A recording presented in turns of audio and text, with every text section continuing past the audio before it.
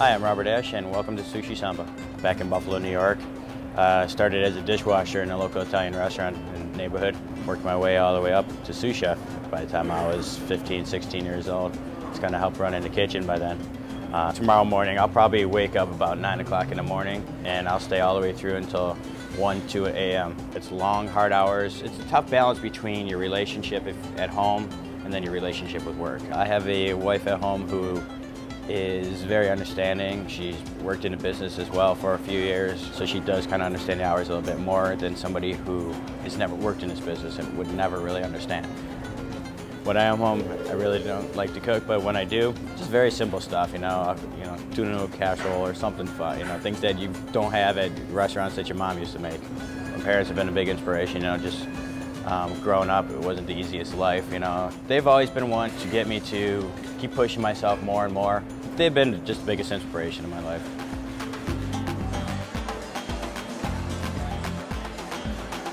I'm a huge fan of just like the raw fish, the sashimi. I mean, I like the true flavor of the raw fish. We have some great dishes in the kitchen. We have a traditional Brazilian stew called moqueca, which we'll be cooking for you today. All right, first thing what you're gonna do is get the pan nice and hot. Add a little bit of vegetable oil. I'm not real particular about vegetable oil. When it comes to olive oil, yeah, but vegetable oil, I mean, any brand will do. All right, what we're gonna add first is a little bit black mussels and some clams, a few jumbo shrimp. The jumbo shrimp, what you wanna do is make sure you remove the shell and take out the vein, because the vein is where all the toxins and other garbage is. Add a little bit of garlic into there. We're going to add a little bit of bacalao. Bacalao is a salted cod, traditionally found in a lot of like Spanish type markets. What you want to do is basically soak it overnight for at least 12 hours and rinse it very thoroughly, just to remove a lot of that excess salt. All right, we'll add some diced up onions, a little bit of diced tomatoes, and a southern favorite, a little bit of okra. I know a lot of people are used to having it fried. We just do it really fresh. I'm going to saute this up. Let everything start to slowly caramelize. What we're going to add is a very special product that you can find at a couple of the local Latin markets, like El Mercado over on Southport and Grace. It's called dende oil. It's derived from a baby orange palm tree, brought over originally from Africa. Going to give you that nice orange color. We're going to add a little bit of lobster stock.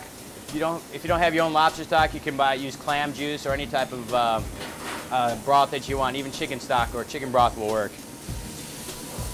We're going to add some coconut milk. Coconut milk, once again, you can find it at any traditional grocery store. Sometimes up in the Vietnamese market, over on Argyle and Lawrence area. Most of these products that I'm showing you today, you can definitely find here locally in Chicago. We're going to let that cook down. While it's cooking, we're going to add a little bit of salt and pepper. Give it a little seasoning. We're going to add some cilantro, just fresh chopped cilantro right in there. It just adds a refreshing, crisp flavor to it, While that's going, we're going to add crawfish. One whole crawfish in there. We're going to throw some calamari or squid in there. Basically what we do is we just take some of the tentacles in the tubes, cut it up. We're going to add that right in.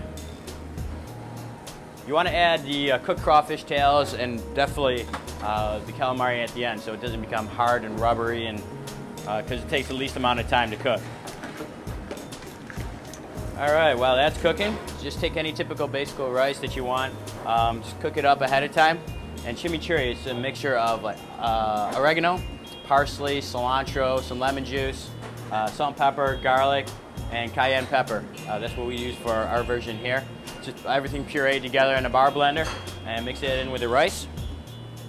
Then you can take any like a coffee cup that you have at the house. We just like to form it, or you can even just do it loose. We pack it into a little cup we have here.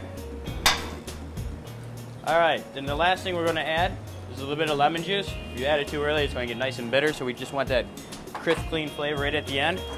Mix it up. Find your little buddy called the crawfish in there.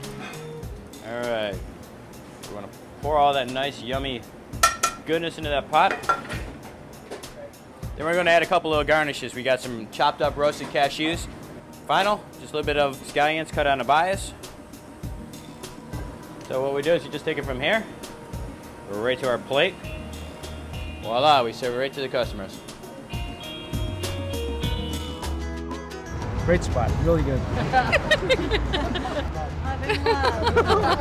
Ambiance is great. There's a lot of energy there, and people are obviously having a good time. You got to listen to the wait staff when you're here. They've got very good advice because of the ambiance and just the way the atmosphere is. It's more of a Friday, Saturday night kind of a thing where it's really, it has a lot of energy, and you really have to be almost prepared for it and kind of out of work and loose and ready to just kind of relax and have a good time. Thumbs up, yeah. Very good, thumbs up. Yep.